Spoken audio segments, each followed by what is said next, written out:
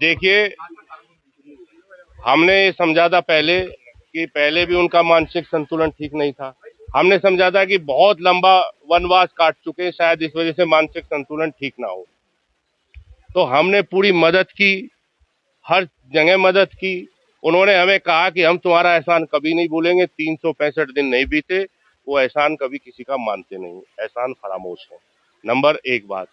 Number 2 बात, जो वो कह रहे हैं, वो उनका व्यक्तिगत बयान है या कांग्रेस पार्टी की सहमति है, इसका संज्ञान कांग्रेस नेतृत्व ले। क्योंकि राहुल गांधी जी ने अपने बयानों में ये कहा था, अगर आप देखेंगे कि कांग्रेस पार्टी में कुछ लोग ऐसे हैं जो पार्टी में तो कांग्रेस में हैं, लेकिन काम बीजेपी का कर रहे हैं।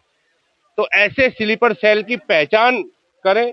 और ये हमारा बयान नहीं है, और ये सब जानते हैं आखिर उनके ऊपर कौन सा ऐसा राजनीतिक दबाव है, कौन सी उनकी मजबूरी है।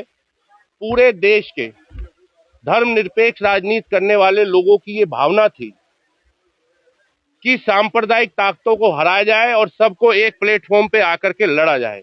उन्हीं भावनाओं का हमारे लीडर समाजवादी पार्टी के राष्ट्रीय अध्यक्ष आदरणीय अखिलेश यादव जी ने हमेशा सम्मान किया है, और गठबंधन अपनी जगह मजबूती से खड़ा हुआ है। ये कौन होते हैं टिकट बांटने वाले? ये अपने टिकट के लिए दर दर भटक रहे थे, रो रहे थे, ये किसको टिकट दे देंगे। ये इनका जनता, क्योंकि भोली भाली जनता है, उसको गुमराह करना, ऐसी भाषा बोलना, उनको जज्बाती बनाना। एक मैं फिर कहता हूं, इस तरह के लीडर समाज का कोई भला नहीं कर सकते। ये लोग सिर्फ समाज को गुमराह कर सकते हैं, और ये गुमराह कर रहे हैं। इनके ऊपर कोई दबाव है, ये किसी के कहने में आकर के ऐसा कर रहे हैं। तो इन्होंने जिस तरह की भाषा का इस्तेमाल किया है, इन्होंने कहा है कि अब्दुल पिंचर लगाएगा, तो इन्हें बता दें भाई, आपने तो आज तक पिंचर लगाया नहीं। जो अब्दुल पिंचर लगा रहा है, उस अब्दुल के लिए आपने आज तक कौन से कदम उठाए? उनकी शिक्षा का इंतजाम किया, उनके रोजगार का इंतजाम किया?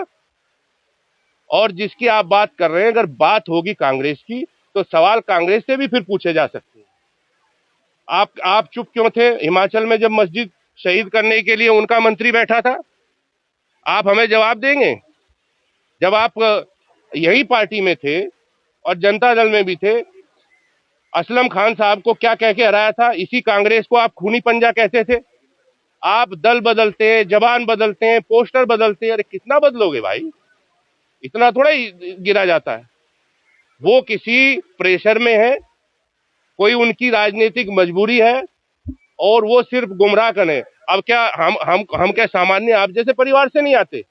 जब अब्दुल एमएलए बनने लगे तो इनको दिक्कत हो रही है।